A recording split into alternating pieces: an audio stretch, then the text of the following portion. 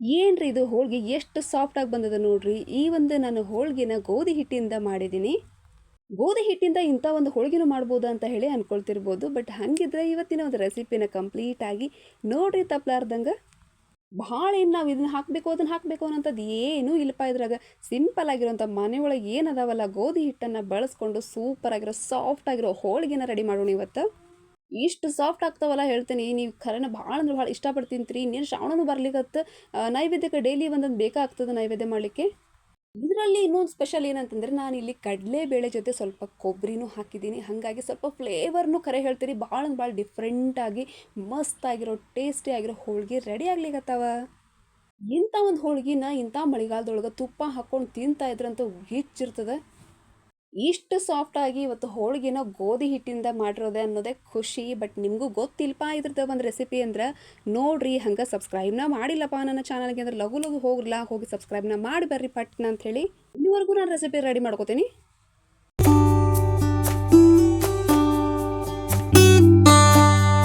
ಇದೇನೋ ಮಾರಾಯ, ನಾನು ಹೋಳಿಗೆ ಮಾಡೋಣ ಅಂತ ಹೇಳಿ ಕೊಬ್ಬರಿ ಹುಡ್ಕಾಕೋದ್ರು ಒಣ ಕೊಬ್ಬರಿ ಸಿಕ್ಬಿಡ್ತಿ. ಈ ಒಣ ಕೊಬ್ಬರಿ ತೊಗೊಂಡು ಮತ್ತು ಹೋಳಿಗೆ ಮಾಡೋದು ಏನು ಮಾಡೋಕೆ ಬರಂಗಿಲ್ಲ. ಸಣ್ಣದಾಗಿ ಕಟ್ ಮಾಡ್ಕೊರಿ. ಇಲ್ಲಪ್ಪ ನಿಮ್ಗೆ ಒಣ ಕೊಬ್ಬರಿ ಇಷ್ಟ ಆಗಂಗಿಲ್ಲ ಅಂತಂದ್ರೆ ಈ ಒಂದು ಕೊಬ್ಬರಿನ ಸ್ವಲ್ಪ ಒಂದು ಅರ್ಧ ಗಂಟೆ ನೀರಾಗ ಹಾಕಿ ನೆನೆ ಇಡ್ರಿ. ಮಸ್ತಾಗಿ ಹಸಿ ಕೊಬ್ಬರಿ ಕಂಡಂಗೆ ಕಾಣ್ತದೆ ನಿಮ್ಗೆ. ನಂತರ ಕಡಲೆಬೇಳೆನ 1.5 ಗ್ಲಾಸ್ನಷ್ಟು ನಾನು ಇಲ್ಲಿ ಕಡಲೆಬೇಳೆನ ತೊಗೊಂಡಿನಿ. ನಿಮ್ಗೆ ಎಷ್ಟು ಬೇಕಲ್ಲ ಅಳತೆ ನೋಡ್ಕೊಂಡು ತೊಗೊಳ್ರಿ. ಕಡಲೆಬೇಳೆಗೆ ಸಹಜವಾಗಿ ಸ್ವಲ್ಪ ನೀರು ಜಾಸ್ತಿನೇ ಹಿಡಿತದೆ. ನೀರು ಹಾಕೋರಿ, ಸ್ವಲ್ಪ ಎಣ್ಣೆನ ಹಾಕೋರಿ, ಸ್ವಲ್ಪ ಅರಿಶಿನ ಪುಡಿ ಹಾಕೋರಿ, ನಂತರ ಸ್ವಲ್ಪ ಚಿಟಿಗೆ ಉಪ್ಪನ್ನು ಹಾಕೋರಿ. ಎಂಥ ಮಸ್ತಾಗಿರೋ ರೆಸಿಪಿ ಜೊತೆ ಇವತ್ತು ಟಿಪ್ಸ್ಗಳನ್ನು ಹೇಳ್ತೀನಿ, ಫಾಲೋ ಮಾಡಿರಿ. ಸೂಪರ್ ಆಗಿರೋ ಹೋಳಿಗೆ ರೆಡಿ ಆಗ್ತವೆ. ಒಂದು 3 ವಿಸಿಲ್ನ ಹೊಡಿಸ್ಕೊಂಡಿನಿ. ಎಷ್ಟು ಮಸ್ತಾಗಿ ಸೂಪರಾಗಿ ಮೆತ್ತಗಂದ್ರೆ ಮೆತ್ತಗೆ ಬಂದಾವೆ ಕಡಲೆಬೇಳೆ. ಬರ್ರಿ ಇದನ್ನು ನಾನು ಯಾವ ಮಿಕ್ಸಿಗೆ ಹಾಕೋಆಗತ್ತಿಲ್ಲ. ಹಿಂಗೆ ಹಾಕ್ಕೊಂಡು ಜಡಿ ಹಿಡ್ಕೊಂಡು ಸಣ್ಣಾಗಿ ಇದನ್ನ ಹಿಟ್ಟುಗತ್ತೆ ಮಾಡ್ಕೋತೀನಿ.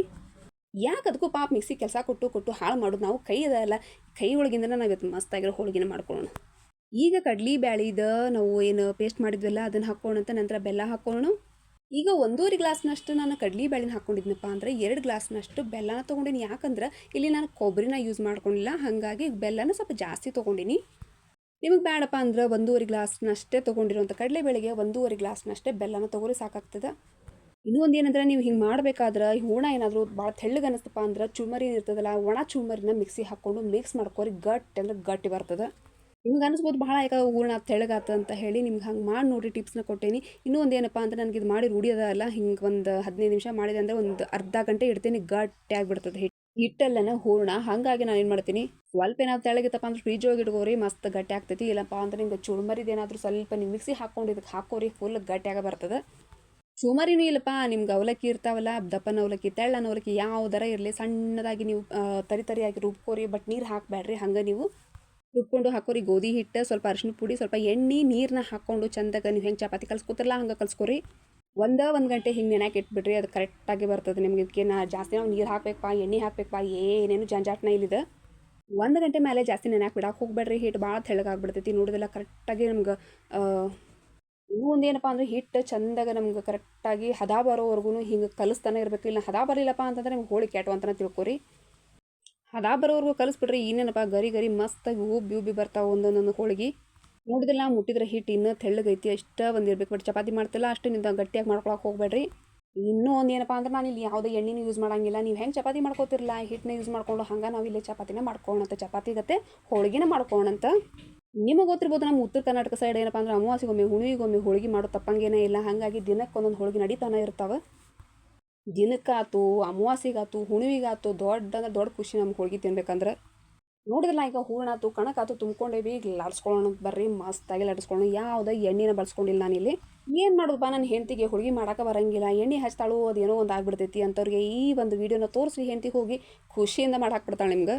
ಅಬ್ಬೋ ನೋಡಿದ್ರಲ್ಲ ಎಷ್ಟು ಮಸ್ತ್, ಎಷ್ಟು ದೊಡ್ಡ ಮಾಡ್ಕೋತಿರಲ್ಲ ಅಷ್ಟು ದೊಡ್ಡ ಬರ್ತಾವೆ ನಿಮ್ಗೆ ಹೋಳಿಗೆ. ಇನ್ನೇನಪ್ಪ ಯಾಕೆ ಚಿಂತೆ ಮಾಡತ್ತೀರಿ, ಪಟ್ ಅಂತ ಹೇಳಿ ಕಡ್ಲಿಬೇಳೆ ಇತ್ತಪ್ಪ, ಕಡ್ಲಿಬೇಳೆಯಿಂದ ಮಾಡ್ರಿ. ಕಡ್ಲಿಬೇಳೆ ಇಲ್ಲಪ್ಪ ನಿಮ್ಗೆ ತೊಗರಿ ಬೇಳೆನ ಸಿಗ್ತಾವಲ್ಲ, ತೊಗರಿ ಬೇಳೆನ ಹಾಕ್ಕೊಂಡು ಮಾಡ್ಕೊರಿ. ಹೆಚ್ಚಾಗಿರೋ ಹೋಳಿಗೆ ರೆಡಿ ಆಗ್ತವೆ. ಹಂಗೆ ನನ್ನ ಒಂದು ಚಾನಲ್ಗೆ ನೀವು ಹೊಸಬ್ರಾಗಿದ್ರಪ್ಪ ಅಂದ್ರೆ ಮೊದಲು ಹೋಗಿ ಬೆಲ್ ಬಟನ್ ಒತ್ತೋದು ಮರ್ಯಾಕೆ ಹೋಗ್ಬೇಡ್ರಿ. ನೀವು ಫಾಲೋ ಮಾಡಿರಿ ಅಂತ ಹೇಳಿ ತಿಳ್ಕೊತೀನಿ ನಾನು.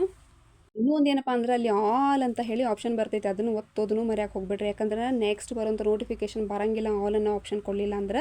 ಮೊದಲು ಹೋಗಿ ಆಲ್ ಅನ್ನೋ ಆಪ್ಷನ್ನ ಕೊಟ್ಟು ಲಘು ಓಡ್ ಬಂದುಬಿಡ್ರಿ.